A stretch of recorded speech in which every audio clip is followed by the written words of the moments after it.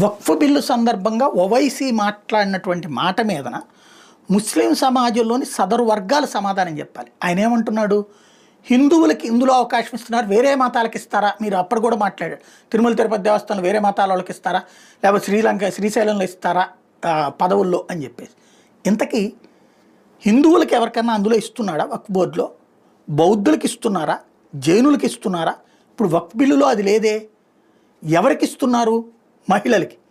అంటే ముస్లిం మహిళ కూడా హిందువు అయిపోతుందా దాంట్లో పదవిస్తే? లేదు, అందులో ఉన్నటువంటి ఎవరైతే అగర్ఖాని, పస్మండ ఇట్లాంటి ముస్లింలకి కూడా పదవులు లభిస్తాయి. వాళ్ళకు కూడా వక్ఫ్ బోర్డులో సభ్యత్వాలు వస్తాయి. వాళ్ళని ముస్లింలుగా వీళ్ళు పరిగణించరా? అంటే ఇప్పటికే ఒక వివక్ష ఉంది. దూదేకులని, అత్తరని ఇట్లాంటి అనేక ముస్లిం తెగల్ని వాళ్ళు హిందూ గుళ్ళకెళ్ళరు, వాళ్ళకి సంబంధించి ఏం లేదు.